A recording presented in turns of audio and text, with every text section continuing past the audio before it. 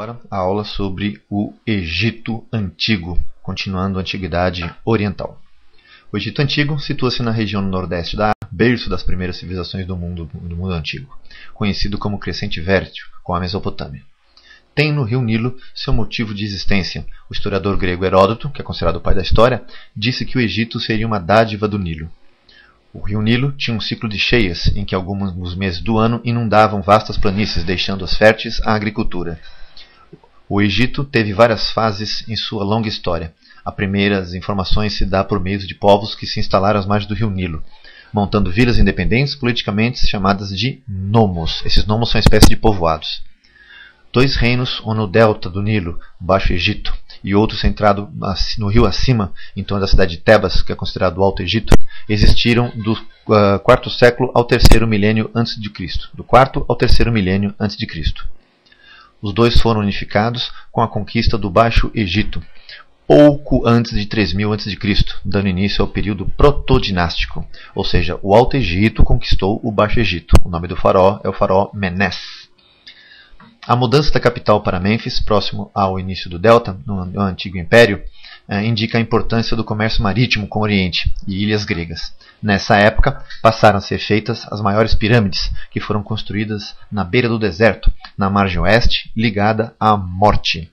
Lembrando, a margem leste era ligada à vida, a margem oeste é ligada à morte. As pirâmides, Vale dos Reis, Vale das Rainhas, tudo é ligado ao quê? Ao lado oeste, então é a margem oeste do rio Nilo, elevando-se rio acima. O período de fragmentação, os primeiros dois períodos intermediários ou anárquicos, separou o Antigo Império do Médio Império, quando ocorreu uma expansão em direção à Palestina e a fronteira Núbia, o Sudão, foi fortificada. Depois de um período de dominação por governantes estrangeiros, os Hyksos, na atual Turquia, o Novo Império foi um período de expansão imperial quando o Egito lutou com as potências asiáticas pelo controle da Palestina. Foi pontuado pelo período Amarna, quando Akhenaton, que é o Amenófis IV, fundou uma nova capital e uma nova religião monoteísta. Akhenaton acreditava num deus só, que é o deus Aton, que é o deus Sol. O período de monoteísmo no Egito só durou enquanto Akhenaton foi rei. Depois voltou tudo o politeísmo. No século XII a.C., o Egito sofreu ataques de vários povos vindos do mar, mas manteve a continuidade na tradição do último período. Sua independência, no entanto, terminou com a sucessiva incorporação aos impérios assírio, persa e helênico. O helênico, no caso, é do Alexandre o Grande, quando os romanos o ocuparam.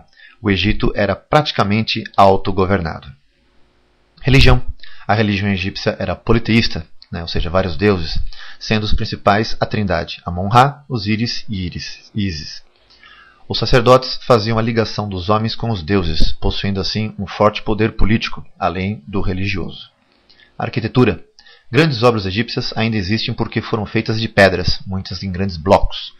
Templos, como o de Karnak, e pirâmides no Planalto de Gizé, hoje são destinos turísticos. Ao contrário do que se pensa, nem ETs nem escravos foram responsáveis pela construção das pirâmides, e sim um grande número de homens que trabalhavam com uma forma de corveia antiga, ou seja, esse pessoal trabalhava durante um determinado tempo. A economia era basicamente agrícola, mas com o passar dos tempos, o contato com outros povos fez desenvolver a metalurgia, e principalmente a pecuária.